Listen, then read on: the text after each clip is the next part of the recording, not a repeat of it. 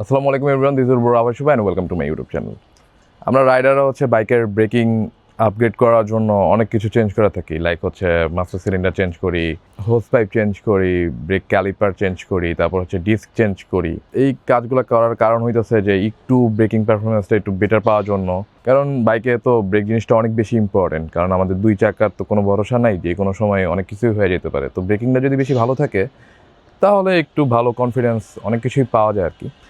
তো আমি মোটামুটি আমার বাইকের ব্রেকিং আপগ্রেড করার জন্য প্রথম এটার অনেক তো স্টেপ আছে। তো আমি যে প্রথম স্টেপটা নিতেছি সেটা হচ্ছে ডিস্ক চেঞ্জ করতেছি। তো আমি আজকে আপনাদের সাথে এই ডিস্ক নিয়ে অনেক কথা বলবো, মোটামুটি অনেক কিছুই বলার ট্রাই করব আর কি।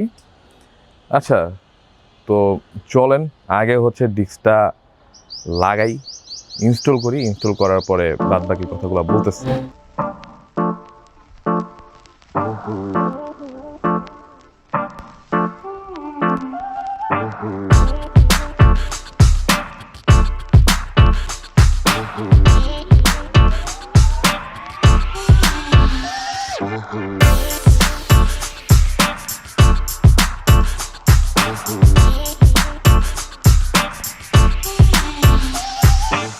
ওকে, সো আপনাদেরকে তো দেখাইলাম কীভাবে ডিস্কটা চেঞ্জ করছি।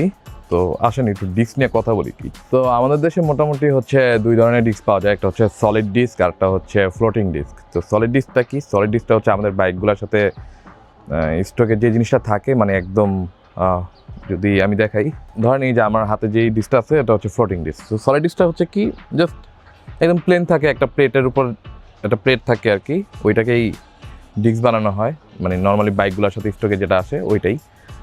আর ফ্লোটিং ডিস্কটা কি, ফ্লোটিং ডিস্কটা যদি একটু বুঝায় বলি, যেটা বোঝাচ্ছিলাম যে ফ্লোটিং ডিস্ক এই যে দেখেন, এই একটা পোর্শন আর এই একটা পোর্শন। এই পোর্শনটা আমাদের রিমের সাথে অ্যাড থাকে, আর এই পোর্শনটা ব্রেক ক্যালিপারের সাথে অ্যাড থাকে। এই যে এই দুইটা পোর্শনের মাঝখানে কিন্তু একটা গ্যাপ আছে, দেখতে পারতেছেন?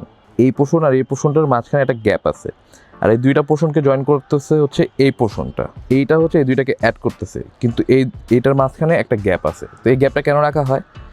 সাধারণত ডিস্কটা যখন ঘুরে, আমরা যখন ক্যালিপার দিয়ে ডিস্কটা ব্রেক করি, তখন কিন্তু ডিস্ক অনেক গরম হয়, অনেক হিট জেনারেট হয় অনেক। তো হিটটা যেন ডিরেক্ট যেন রিমের মধ্যে না পড়ে এবং ব্রেকটা যেন একটু কম পারফর্ম না করে, এই কারণে এই ফাঁকটা রাখা হয়েছে, যেন এইখান দিয়ে হিটটা চলে যায় বা হিটটা যেন রিডিউস হয়ে যায়। এই কারণে যেন এই পোর্শনটা ঠিক থাকে, আর এই পোর্শনটা থেকে যেন রিমটা আমার মোটামুটি ভালো থাকে, তাহলে ব্রেকটা খুব ভালোভাবে বাইট করবে। আর সাধারণতভাবে ব্রেক করলে এই যে পোর্শনগুলো, এইগুলা একটু কি একটু বলে যায় বা একটু ফ্ল্যাকচুয়েট হয়, একটু হয়ে যায়। ওই জিনিসটাও যেন ঠিক থাকে, ডিরেক্টলি যেন এটাতে হিট না করে, এই কারণে এই পোর্শনগুলোর মাধ্যমে এই দুইটাকে আলাদা করা হয়েছে। এটাকেই বলা ফ্লোটিং ডিস্ক।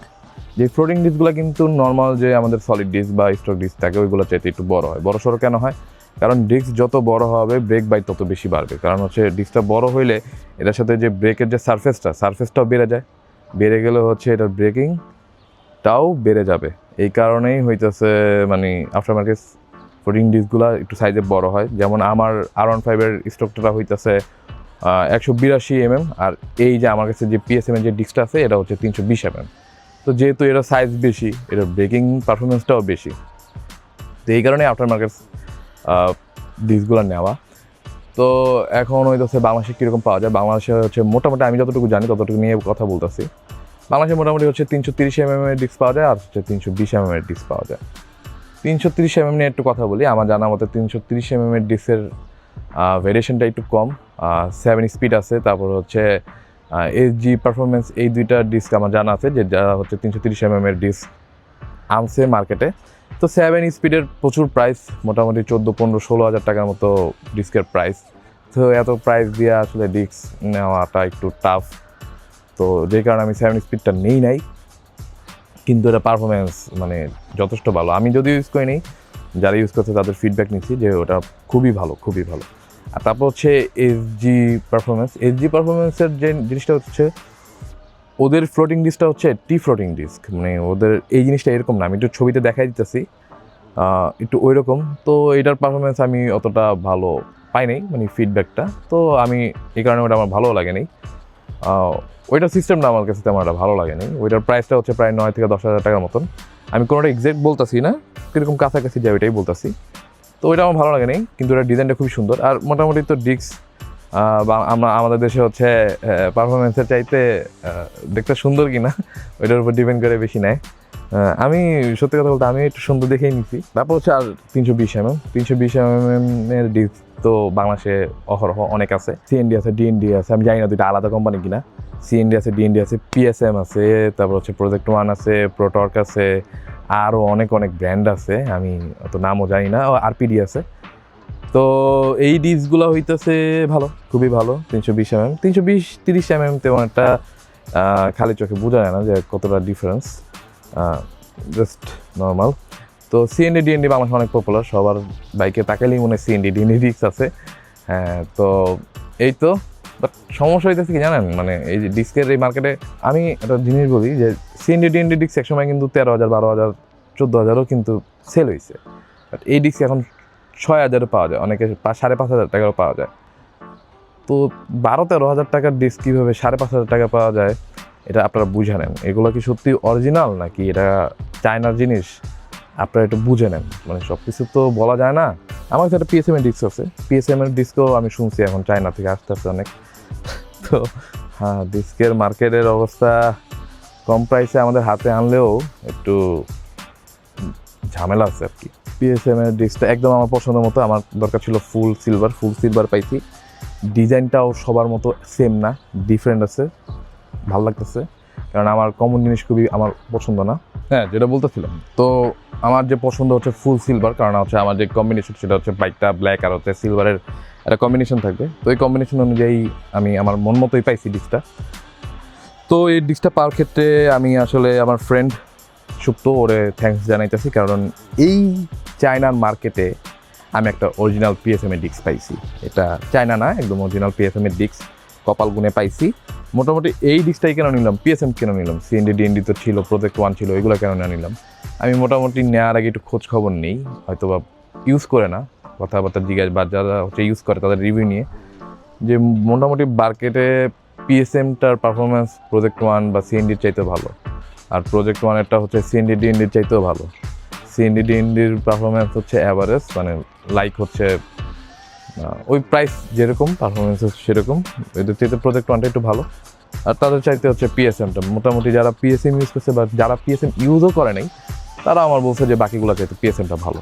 এখন এইটা কেমন পারফর্ম করতেছে, কীরকম আমার ফিল হইতেছে, এইটা আমি এখন বলবো না, এটা বলবো মোটামুটি 2-3 দিন আমি ইউজ করব। ইউজ করার পরে আমি আপনাদের সাথে একটা ফিডব্যাক আলোচনা করে ভিডিওটা শেষ করে দিব। আসসালামু আলাইকুম, I hope you guys are doing well. So bikers, আমি আপনাদেরকে বলছিলাম যে আপনারা জানেন যে আমি অ্যাকচুয়ালি কোনো প্রোডাক্ট বা কোনো কিছু যদি বাইকে ইউজ করি, সেটা যদি পারফরমেন্স বেসড হয় তাহলে অ্যাটলিস্ট হচ্ছে আমি সেই জিনিসটা ইউজ করি একটা মিনিমাম টাইম ফ্রেম পর্যন্ত, তারপর হচ্ছে আমি আপনাদেরকে সেটা সাজেস্ট করি। এর আগেই কেনার সাথে সাথে সাজেস্ট করি না। আমি 2 সপ্তাহ এটা ইউজ করে ফেলছি, মানে 2 সপ্তাহের মধ্যে এটা ইউজ করছি। তো 2 সপ্তাহের মধ্যে প্রায় অলমোস্ট 200+ আমার কিলো চালানো হয়ে গেছে। তো একটা ইনিশিয়াল ফিডব্যাক দেওয়ার মতো ক্যাপাবিলিটি আমার হয়েছে। তো আমি ইনিশিয়াল ফিডব্যাকে বলবো ভালো লাগতেছে, ডেফিনেটলি ভালো লাগতেছে। আর যে জিনিসটা হচ্ছে কোনো সমস্যা পাচ্ছে কি না, সমস্যা বলতে একটা সমস্যা আমি পাইতেছি, সেটা হইতেছে ব্রেক ধরলে চিউ চিউ একটা আওয়াজ করে, লাইক হচ্ছে ওই যে বাস যেমন ব্রেক করলে একটা শব্দ করে না, লাইক এরকম আর কি। তো এরকম একটা শব্দ করে। তো আমি মোটামুটি অনেকজনকে জিজ্ঞেস করছি যে এই শব্দটা কেন করতেছে, কারণ বাইকের শব্দ আমার পছন্দ না। তখন আমার সবাই বললো যে মানে সবারই একই কথা যে ভাই ডিস্কটা একদম নতুন, তো তাই আসলে ব্রেক প্যাডটার সাথে মিশে যেতে একটু সময় নিতেছে, এই কারণে এই শব্দটা হইতেছে। যখন হচ্ছে ব্রেক প্যাডটা আর হচ্ছে ডিস্কটা মিশে যাবে, মানে একটা লেয়ারে চলে আসবে, তখন হচ্ছে এই সমস্যাগুলো আর হবে না। ওকে, সো মেইনলি এটাই হইতেছে ইস্যু, যে এই শব্দটা ছাড়া আমি আর কোনো সমস্যা পাইতেছি না। আল্লাহর রহমতে ঠিকঠাক মতো যাইতেছে। ওকে, আজকে ভিডিওটা এখানে এন্ড করতে যাইতেছি। আর তেমন বেশি কথা বলার দরকারও নাই, বাড়ানোর দরকার নাই রোজা রমজান মাসে। হোপফুলি আপনাদের ভিডিওটা অনেক হেল্পফুল হবে। যাদের ডিস্ক লাগানোর ইচ্ছা আছে লাগাইতে পারেন। ব্রেক আপগ্রেড করলে তো ভালোই, তাই না? কারণ আমাদের বাইকের সবচাইতে ইম্পর্টেন্ট জিনিসটাই হইতেছে ব্রেক। ওকে, সো ভালো থাকবেন, সুস্থ থাকবেন, আর অলওয়েজ বাইক রাইড করার সময় হেলমেট পরবেন। আল্লাহ হাফেজ।